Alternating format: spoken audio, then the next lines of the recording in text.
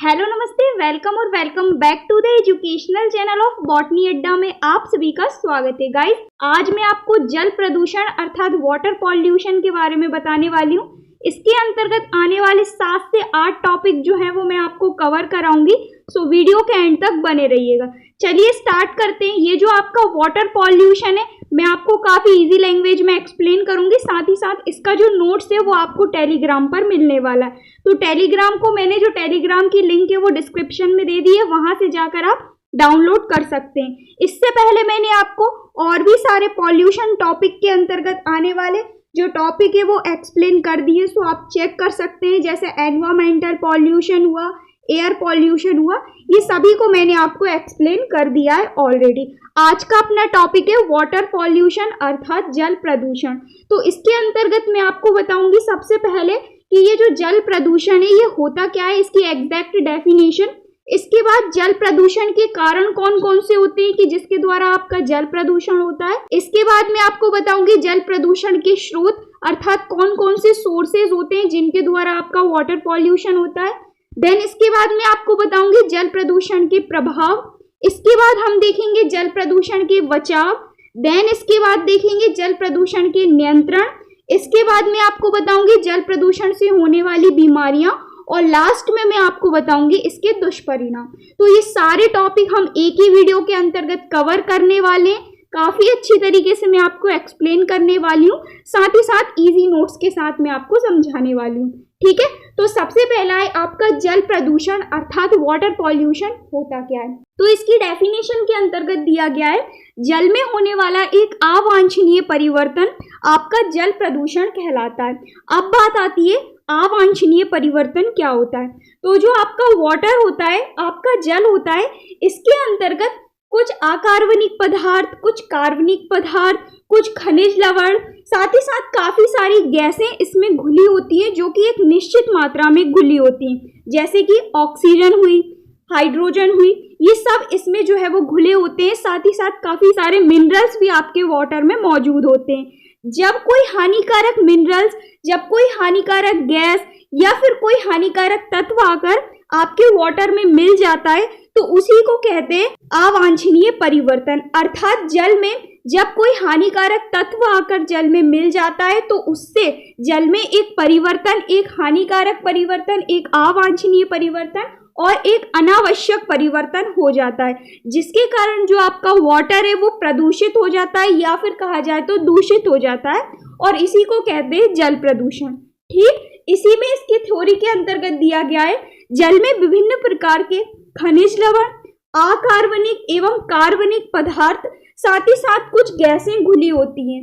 ये सभी पदार्थ जल में एक निश्चित अनुपात में पाए जाते हैं। यदि जल में इन पदार्थों का संतुलन कम या फिर ज्यादा हो जाता है या फिर इन पदार्थों का जो संतुलन है वो असंतुलित हो जाता है, यानी कि बिगड़ जाता है इनका संतुलन, तो आपका जल जो है वो दूषित हो जाता है, जिसे जल प्रदूषण कहते हैं। ठीक है, ऐसे प्रदूषित जल का जब हम यूज करते हैं तो हमारे अंदर काफी सारे भयंकर रोग, काफी सारे भयंकर डिसीजेस या फिर डिसऑर्डर उत्पन्न हो जाते हैं। ठीक है, तो आशा करती हूँ आपको जल प्रदूषण की जो डेफिनेशन है वो क्लियर हुई होगी। जल में होने वाला एक अवांछनीय परिवर्तन कहलाता है आपका जल प्रदूषण।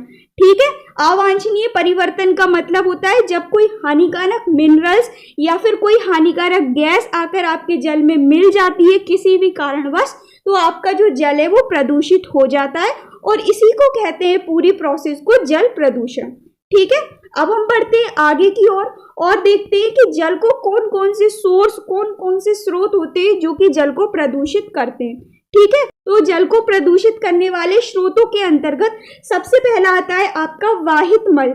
वाहित मल जो है वो इसे सीवेज के नाम से भी जाना जाता है। देन इसके बाद सेकंड आता है आपका संक्रामक जीव अर्थात इन्फेक्टिव एजेंट्स। इन्फेक्टिव एजेंट्स जो होते हैं ये आपके जल को प्रदूषित करते हैं। इसके बाद है आपके पादप पोषक पदार्थ अर्थात प्लांट न्यूट्रिएंट्स। इन सभी को मैं आपको आगे एक एक करके भी एक्सप्लेन करने वाली हूँ। देन इसके बाद है आपके कार्बनिक रासायनिक पदार्थ यानी ऑर्गेनिक केमिकल्स। इसके बाद है आपके अकार्बनिक रासायनिक पदार्थ यानी कि इनऑर्गेनिक केमिकल्स, और लास्ट में है आपके उर्वरक अर्थात फर्टिलाइजर्स। तो ये सारे जो होते हैं आपको जल के प्रदूषण करने के स्रोत होते हैं, अर्थात सोर्स ऑफ वाटर पॉल्यूशन। ठीक है, यहाँ पर आप डायग्राम में भी देख सकते हैं, ये सभी मैंने आपको बताए। Industrial wastage, sewage wastage, marine dumping, ये सारे जो होते हैं ये आपको जल को प्रदूषित करते हैं। ठीक है, चलिए अब हम एक एक करके देखते हैं कि कौन कौन से और किस टाइप से ये आपके जल को प्रदूषित करते हैं। तो सबसे पहली बात आता है आपका वाहित मल अर्थात सीवेज। तो बात आती है कि आपका वाहित मल अर्थात सीवेज होता क्या है। तो जो आपका घर से मलमूत्र निकलता है या फिर जो आपके उद्योग होते हैं उनसे जो हानिकारक गैसें निकलती है या फिर हानिकारक पदार्थ निकलते हैं, जो साबुन होते हैं या फिर निरमा वगैरह होते हैं जिन्हें अपमार्जक के नाम से जाना जाता है, ये सभी जब जाकर जल में मिल जाते हैं तो उसी को कहते हैं वाहित मल अर्थात सीवेज। ठीक है, अब हम देखते हैं इसकी थ्योरी।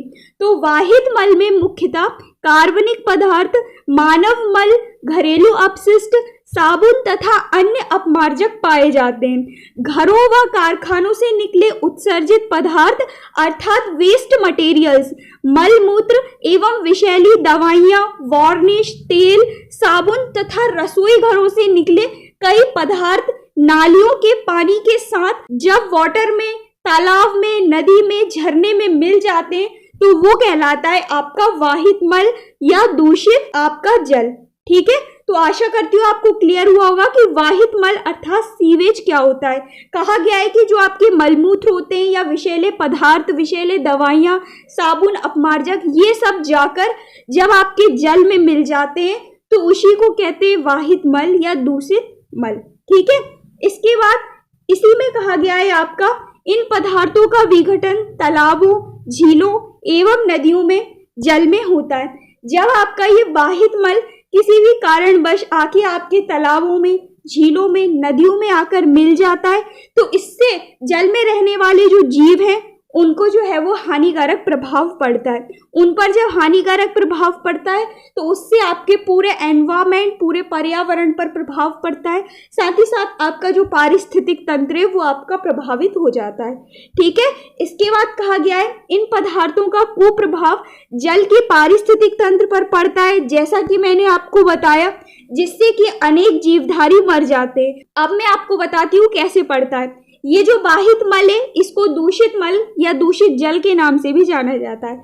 जब ये वाटर में आकर मिल जाता है तो वाटर में रहने वाले जीव जंतु को हानिकारक प्रभाव पड़ता है। इसके बाद जब वो जीव जंतु मर जाते हैं एवं जो दूसरे जीव जंतु हैं वो इस वाटर का यूज करते हैं पीने के दौरान तो वो भी मर जाते हैं। इस टाइप से पारिस्थितिक तंत्र में पाए जाते हैं आपके प्राथमिक, द्वितीय, तृतीय उपभोक्ता।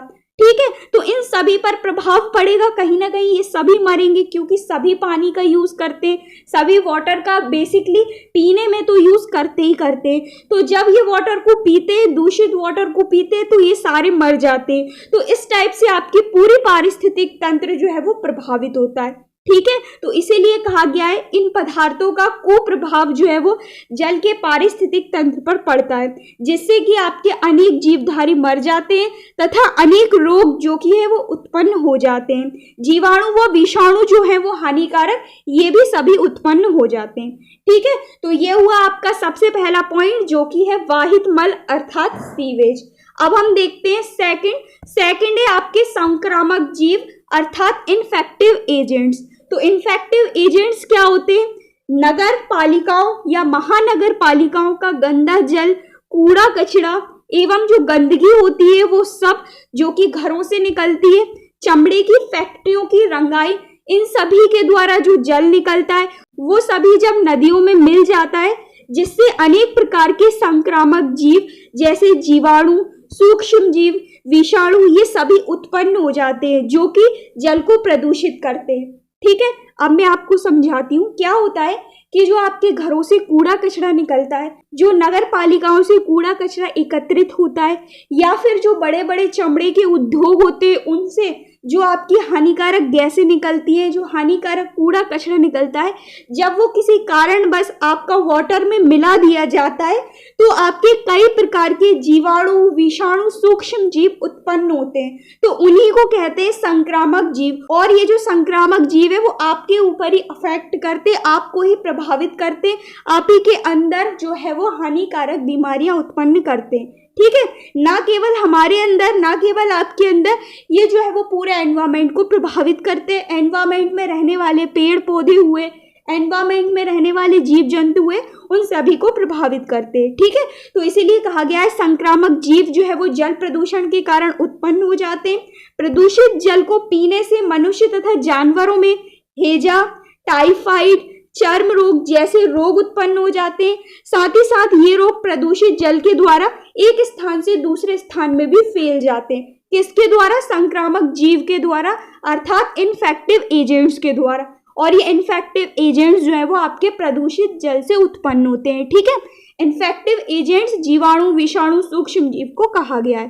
ठीक है, तो सेकंड हुआ आपका इन्फेक्टिव एजेंट्स अर्थात संक्रामक जीव, और ये जो आपके संक्रामक जीव है संक्रमण रोग उत्पन्न करते हैं। ठीक है, इसके बाद थर्ड है आपका पादप पोषक पदार्थ अर्थात प्लांट न्यूट्रिएंट्स। अब बात आती है कि आपके पादप पोषक पदार्थ अर्थात प्लांट न्यूट्रिएंट्स क्या होते हैं। तो देखिए, कहा गया है मिट्टी में मिले हुए पौधों के नाइट्रोजन व फॉस्फेट युक्त पोषक पदार्थ जो कि वर्षा के पानी में घुलकर नदियों में पहुंच जाते हैं, जिससे कि जलीय पौधों में इन पदार्थों के कारण अत्यधिक वृद्धि होने लगती है और इनकी मृत्यु के कारण अधिक मात्रा में कार्बनिक पदार्थ इकट्ठे हो जाते हैं, ऑर्गेनिक मैटर इकट्ठे हो जाते हैं, जिससे कि जल में O2 की मात्रा कम हो जाती है और जल में जो है वो दुर्गंध अर्थात बदबू आने लगती है और नदियों में, नावों में, इन सभी में आवागमन बंद हो जाता है और नगर पालिकाओं के लिए पानी के साधन की समस्या बन जाती है। तो ये जो आपके पादप पोषक पदार्थ हैं, प्लांट न्यूट्रिएंट्स, ये भी भारी मात्रा में जो है वो आपका वाटर पॉल्यूशन फैलाने का काम करते हैं। कैसे करते हैं? जैसे कि आपका कोई बड़ा सा पेड़ है, ये था आपका नदी के किनारे और ये गिर गया, गिरने के बाद ये आपका किसी झील के किनारे या फिर किसी नदी में गिरा, तो उससे क्या हुआ? जब ये पेड़ आपका नदी के किनारे या झील के किनारे गिरा तो वहां से पानी का जो आना जाना है, जो पानी का आवागमन है, वो बंद हो गया। इसके बाद वो पेड़ आपका धीरे धीरे सड़ता रहा, तो उससे क्या होता है? वाटर में आपकी बदबू भी आने लगती है, साथ ही साथ वहां पे काफी सारे हानिकारक सूक्ष्म जीव वगैरह, जीवाणु वगैरह जन्म होते हैं, जिससे कि उस वाटर में रहने वाले जो जंतु होते हैं उनको हानिकारक प्रभाव पहुंचता है। आसपास जो पेड़ पौधे होते हैं उनको हानिकारक प्रभाव पहुंचता है। जब उस वाटर का जो भी इंसान, जो भी लोग बाग यूज करते हैं तो उन पर हानिकारक प्रभाव पहुंचता है। ठीक है, तो इसीलिए इसे कहा गया है आपके पादप पोषक अर्थात प्लांट न्यूट्रिएंट्स। ठीक है, तो इन सारे तरीके से आपके जो प्लांट न्यूट्रिएंट्स हैं वो आपके वाटर पॉल्यूशन फैलाने का काम करते हैं। ठीक है, इसके बाद नेक्स्ट है आपका कार्बनिक रासायनिक पदार्थ अर्थात ऑर्गेनिक केमिकल्स। तो ऑर्गेनिक केमिकल्स क्या होते हैं? इसके अंतर्गत आते हैं आपके पेस्टिसाइड्स, अनेक प्रकार के औद्योगिक अपशिष्ट पदार्थ, तेल एवं अन्य कार्बनिक अपघटित पदार्थ जो है वो आपके आते हैं कार्बनिक रासायनिक पदार्थों के अंतर्गत, जो कि आपका वाटर पॉल्यूशन फैलाते हैं। ठीक है, इसके बाद इसी के अंतर्गत आपकी फसलों की कीटें एवं कवक से सुरक्षित रखने के लिए पेस्टिसाइड्स, कार्बनिक यौगिक पदार्थों का जो है वो यूज किया जाता है, जैसे DDT वगैरह हुआ, ड्रिल वगैरह हुआ, DHC, PCBS, बेंजीन यौगिक, इन सभी का यूज किया जाता है आपकी कृषि में। ठीक है, जो कि हानिकारक होते हैं। इसके बाद नेक्स्ट कहा गया है कीटनाशी पदार्थ पौधों के अंगों जैसे पत्तियों, तना, फलों के द्वारा मनुष्य तथा जानवरों के शरीर में भोजन द्वारा पहुंच जाते हैं, जो कि अनेक प्रकार के रोग उत्पन्न करते हैं। तो देखिए क्या कहा गया है, जो आपके कीटनाशक होते हैं या फिर कार्बनिक रासायनिक पदार्थ होते हैं जिनका यूज हम कृषि में करते हैं, जैसे DDT हुआ, BHC हुआ, इन सभी का यूज हम काय में करते हैं? कृषि में करते हैं। कृषि के दौरान जो पौधों के अंग जैसे पत्ती, तना, फल, ये सब को जब जानवर या मनुष्य द्वारा खाया जाता है तो ये जो आपके हानिकारक कार्बनिक रासायनिक पदार्थ थे ये आपके ह्यूमन की या फिर एनिमल्स की बॉडी में पहुंच जाते हैं, और जब ये आपके ह्यूमंस की या एनिमल्स की बॉडी में पहुंचते हैं तो ये आपके कुप्रभाव प्रदर्शित करते हैं, जिससे हानिकारक रोग उत्पन्न होते हैं। ठीक है। तो ये हुआ आपके फोर्थ, जो कि आपके कार्बनिक रासायनिक पदार्थ, जिसके अंतर्गत आपके आते हैं डीडीटी या बीएचसी वगैरह। इसके बाद नेक्स्ट है आपके अकार्बनिक रासायनिक पदार्थ, इन्हें कहते हैं इनऑर्गेनिक केमिकल्स।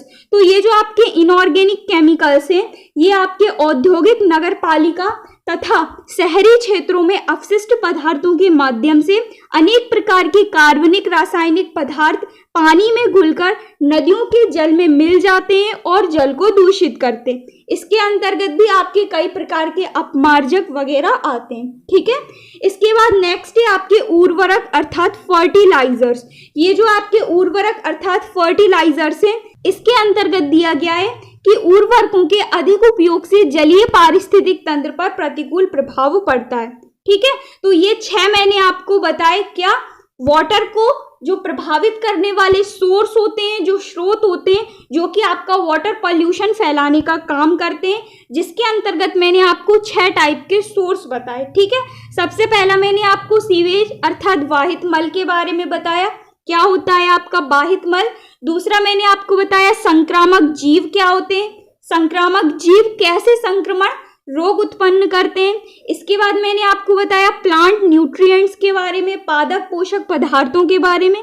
इसके बाद मैंने आपको कार्बनिक और अकार्बनिक दोनों अलग अलग रासायनिक पदार्थ बताए, और लास्ट में मैंने आपको उर्वरक अर्थात फर्टिलाइजर्स के बारे में बताया। तो ये सभी थे आपके सोर्स ऑफ वाटर पॉल्यूशन। इसके बाद अब हम बढ़ते हैं आगे की ओर और देखते हैं नेक्स्ट टॉपिक। तो जो आपका नेक्स्ट टॉपिक है वाटर पॉल्यूशन के अंतर्गत, इसमें दिया गया है आपके जल को प्रदूषित करने के कारण, रीजन ऑफ वाटर पॉल्यूशन।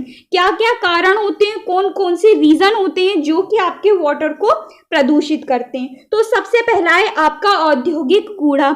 जो आपका औद्योगिक अपशिष्ट या फिर औद्योगिक कूड़ा होता है, वो आपका वाटर पॉल्यूशन फैलाने का कार्य करता है, ठीक है।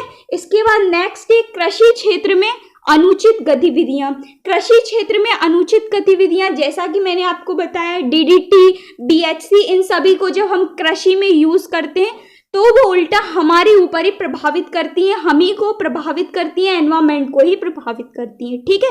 तो उन्हीं को कहते हैं कृषि क्षेत्र में अनुसूचित गतिविधियां। इसके बाद नेक्स्ट है मैदानी इलाकों में बहने वाली नदियों के पानी की गुणवत्ता में कमी। नेक्स्ट है सामाजिक और धार्मिक रीति रिवाज, जैसे पानी में शव को बहाने, नहाने या कचरा फेंकने, इन सभी के कारण आपका जो है वो वाटर पॉल्यूशन बहुत ज़्यादा होता है। ये जो आपकी प्राचीन रूढ़ियाँ हैं, जैसे कि पानी में शव को बहाना, पानी में नहाना, नदी में नहाना, तालाब में नहाना, इन सभी के कारण आपका बहुत ज़्यादा मात्रा में वाटर पॉल्यूशन होता है, ठीक है। इसके बाद साथ ही साथ आप वाटर में जो कचरा को फेंकते हैं उससे भी होता है। नेक्स्ट है जहाज़ों से होने वाला तेल का रिसाव। जो बड़े बड़े जहाज होते हैं जिनसे तेल का रिसाव होता है, वो भी आपका वाटर पॉल्यूशन का एक कारण होता है। एसिड रेन अर्थात अम्ल वर्षा, जब एसिड रेन अर्थात अम्ल वर्षा गिरती है तो उससे भी आपका बहुत ज़्यादा मात्रा में वाटर पॉल्यूशन होता है।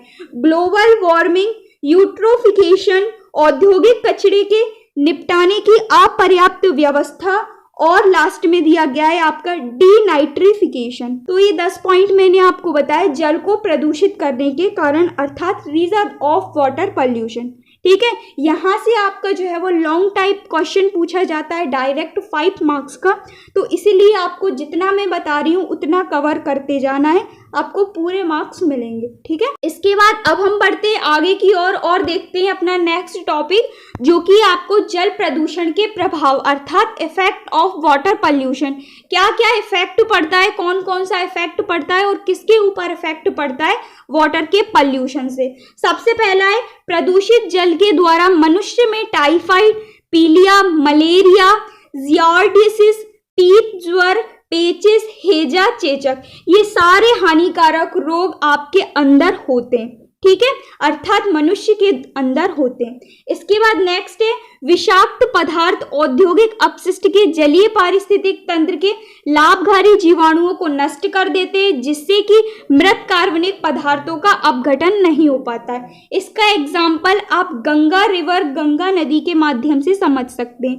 गंगा नदी में काफी सारे अच्छे अच्छे जीवाणु विषाणु पाए जाते हैं, जो कि गंगा नदी में मौजूद प्रदूषण को कम करते हैं। ठीक है, गंगा नदी में कितने सारे लोग स्नान वगैरह करते हैं, ठीक है, अपने अपने हिसाब से, और माना जाता है कि उसमें स्नान करने से काफी सारे रोग भी दूर हो जाते हैं। ठीक है, इसी वजह से गंगा नदी में काफी सारे जो जीवाणु हैं वो अच्छे अच्छे मौजूद होते हैं, जो कि आपके वाटर पॉल्यूशन को कम करते हैं। लेकिन जब उसमें ज्यादा मात्रा में कूड़ा कचरा या ज्यादा ही मात्रा में आपका प्रदूषण हो जाता है, तो वो अच्छे अच्छे जीवाणु जो है वो आपके नष्ट हो जाते हैं, जिससे कि जो गंगा नदी में लोग बाग फूल वगैरह विसर्जित करने जाते हैं, उनका अपघटन नहीं हो पाता है।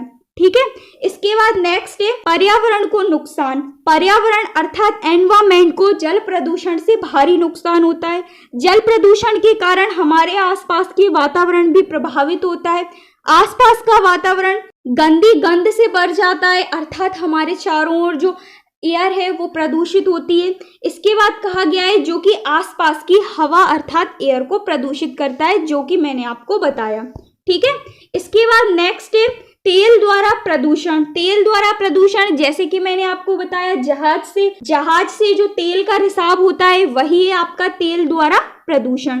पानी पर एक परत बनाता है, ठीक है, जो कि सूर्य के प्रकाश का अवरोधन का कार्य करता है, जिससे जलीय जीवों के लिए विभिन्न समस्याओं का कारण बन जाता है। अब ध्यान से सुनिएगा क्या होता है। जो आपके तालाब है, जो आपके समुद्र है, या जो आपकी नदियां हैं, तो उनके नीचे काफी सारे आपके जलीय पौधे प्रेजेंट होते हैं। वो आपके क्या करते हैं, सन की जो लाइट आती है उससे फोटोसिंथेसिस करते हैं और क्या करते हैं, खाना बनाने का कार्य करते हैं, और इस टाइप से वो जीवित रहते हैं। जब आपका वहां से जहाज निकल के जाता है और उस जहाज से जो है वो तेल का रिसाव होता है, तो वो तेल क्या करता है, उस पानी के ऊपर एक परत बना लेता है, जिससे कि वो परत जो है वो सूर्य के किरणों को आने में रोकने का कार्य करती है, जिससे जो जल के नीचे मौजूद जो जलीय पौधे हैं वो खाना नहीं बना पाते, और खाना नहीं बना पाते तो उनकी मृत्यु हो जाती है। ठीक है, तो इस टाइप से आपका तेल द्वारा प्रदूषण हुआ। इसके बाद नेक्स्ट है, कभी कभी ये जलीय जानवर प्लास्टिक, रबर, इन सभी को खाने में यूज कर लेते हैं, जिसके परिणाम स्वरूप उनके अंग जो है वो विफलता आ जाती है और अंत में उनकी मृत्यु हो जाती है। ठीक है, और इन प्लास्टिक वगैरह को हम ही लोग फेंकते हैं, जिससे आपका जो है वो जल प्रदूषण होता है। ठीक है, इसके बाद नेक्स्ट है आपका उर्वरक में उपस्थित नाइट्रोजन। उर्वरक में उपस्थित नाइट्रोजन नाइट्रेट्स के रूप में जल में संचित होती है। जब ऐसे जल को जीव ग्रहण करते हैं तो उनमें जो है वो इंसेक्टाइल्स बैक्टीरिया उसे नाइट्रेट में बदलकर रक्त विषाक्तता अर्थात हीमोग्लोबिनीमिया उत्पन्न कर देते हैं, जो कि श्वसन और रक्त के परिवहन तंत्र को नष्ट कर देती है। ठीक है, तो ये सारे कारण होते हैं। ये सारे कारणों की वजह से आपका जो जल प्रदूषण का प्रभाव हमारे अंदर, जीव जंतुओं के अंदर, पेड़ पौधों के अंदर देखने को मिलता है। ठीक है, तो ये मैंने आपको बताए 6 से 7 कारण जो कि इंपॉर्टेंट है और इनको आपको याद रखना है। इसके बाद अब हम बढ़ते हैं आगे की ओर और देखते हैं नेक्स्ट टॉपिक, जो कि आपका जल प्रदूषण का नियंत्रण। कौन कौन से कारण होते हैं, किस किस वजह से हम जो है वो जल के प्रदूषण को नियंत्रित कर सकते हैं। Control of water pollution. तो सबसे पहला है कीटनाशक प्रदूषण को रोकने के लिए रासायनिक कीटनाशक की जगह हमें जो है वो जैविक कीटनाशकों का यूज करना चाहिए, क्योंकि ये जो आपके जैविक कीटनाशक हैं ये आपका वाटर पॉल्यूशन फैलाने का कार्य नहीं करते हैं। ठीक है, और जो आपके रासायनिक कीटनाशक हैं ये आपको वाटर पॉल्यूशन और साथ ही साथ एयर पॉल्यूशन फैलाने का काम भी करते हैं। इसके बाद नेक्स्ट है औद्योगिक व घरेलू अपशिष्ट। जो आपके औद्योगिक व घरेलू अपशिष्ट हैं, जो कि आपके जब जल में मिल जाते हैं तो जिसे सीवेज के नाम से जाना जाता है, तो कहा गया है औद्योगिक व घरेलू अपशिष्ट पदार्थों से होने वाले प्रदूषण को रोकना चाहिए। इसके बाद नेक्स्ट है नदियों के किनारे उद्योग नहीं लगाना चाहिए, क्योंकि उद्योगों से काफी सारा गंदा कूड़ा कचरा निकलता है जो कि आपका जल में मिलता है और वाटर पॉल्यूशन करता है। इसके बाद नेक्स्ट कहा गया है प्लास्टिक जैसे जैविक तौर पर नष्ट ना होने वाले पदार्थों का यूज बिल्कुल नहीं करना चाहिए। इसके बाद नेक्स्ट है प्रत्येक घर में एक सेप्टिक टैंक जरूर होना चाहिए। देन नेक्स्ट पॉइंट है जल स्रोतों में पशुओं को बिल्कुल नहीं नहलाना चाहिए, क्योंकि जल स्रोतों में जब हम पशुओं को नहलाते हैं तो उससे आपका वाटर जो है वो दूषित होता है। इसके बाद नेक्स्ट है लोगों को नदी, तालाबों, झीलों इन सब में स्नान नहीं करना चाहिए, अर्थात इस पर रोक लगानी चाहिए। इसके बाद नेक्स्ट है कूड़े कचरे एवं प्लास्टिक को समुद्र में ना फेंककर उसका रिसाइकलिंग यूज करना चाहिए और उन्हें ऊर्जा पैदा करने वाले प्रयोगों में यूज करना चाहिए। नेक्स्ट कहा गया है शहरों, कस्बों और गांवों में कम से कम साल में एक बार तालाबों और नदियों की साफ सफाई करानी चाहिए एवं तालाब के आसपास के कचरे को हटा देना चाहिए। ठीक है, इससे आपका वाटर पॉल्यूशन कम होता है या फिर नियंत्रित होता है। देन नेक्स्ट पॉइंट कहा गया है लोगों के द्वारा नदी या तालाबों पर कपड़े के धोने पर पाबंदी या रोक लगानी चाहिए कि भाई जो है वो आप तालाबों में या नदियों में कपड़े धोना बंद करो। इसके बाद नेक्स्ट है शहरों, कस्बों और गांवों में कम से कम एक बार तालाबों और नदियों की साफ सफाई करानी चाहिए। रासायनिक उद्योगों से जो जल को अत्यधिक प्रदूषित करने वाले हानिकारक पदार्थ निकलते हैं उन पर भी रोक लगानी चाहिए। नेक्स्ट कहा गया है सड़क के किनारे, कारखानों के निकट वृक्ष को लगाना चाहिए। तो ये सारे पॉइंट्स को जब हम फॉलो करते हैं तो हम जो है वो जल प्रदूषण को नियंत्रित कर सकते हैं, जल प्रदूषण को कंट्रोल कर सकते हैं। ठीक है, आशा करती हूँ आपको क्लियर हुए होंगे। इसके बाद अब हम देखते हैं जल के प्रदूषण से कौन कौन सी आपकी बीमारियां उत्पन्न होती हैं। Diseases caused by water pollution, तो सबसे पहला है आपका हेजा। देन इसके बाद है आपका टाइफाइड। ये जो सारे मैं आपको डिसीजेस बताती हूँ ये सारे आपके डिसीज वाटर पॉल्यूशन के कारण होते हैं। कैसे होते हैं? जब आप ये दूषित जल का यूज करते हैं खाने में, पीने में या जो भी में, जब आप इस दूषित जल का यूज करते हैं तो आपको जो है वो ये सारी डिसीजेस होती हैं। ठीक है, इसके बाद है आपका फीवर, बुखार, दस्त, पेचिस, पोलियो, मेनिंजाइटिस, प्लेग, मुहासे अर्थात पिंपल्स जो होते हैं वो भी आपके दूषित जल के यूज से होते हैं। पीलिया, ज्वाइंटिस, डिहाइड्रेशन दूषित जल से और साथ ही साथ जल की कमी से ये सारे रोग होते हैं। यहाँ पर आप इमेजेस में भी देख सकते हैं हेपेटाइटिस ए, टाइफाइड, कॉलेरा, जियार्डिसिस, ये सारे मैंने आपको बताए। Diarrhoea, vomiting, typhoid, diphtheria, hepatitis, kidney damage, nervous system damage या नर्वस डिसऑर्डर, स्किन डिसऑर्डर, ये सारी प्रॉब्लम्स आपको देखने को मिलती है दूषित जल के यूजेस से। ठीक है, तो आशा करती हूँ आपको ये जो वाटर पॉल्यूशन का टॉपिक है, जल प्रदूषण का टॉपिक है, ये आपको क्लियर हुआ होगा। इसका पीपीटी जैसा कि मैंने आपको बताया टेलीग्राम पर आपको जाके डाउनलोड कर लेना है। टेलीग्राम की जो लिंक है वो आपको डिस्क्रिप्शन में मिल जाएगी, वहां से आप देख सकते हैं। ठीक है, सो आशा करती हूँ वीडियो आपको क्लियर हुआ होगा। कोई भी डाउट हो आप मुझे नीचे कमेंट करके बता सकते हैं। सो मिलते हैं नेक्स्ट वीडियो में न्यू टॉपिक के साथ। So thank you so much for watching, keep on learning.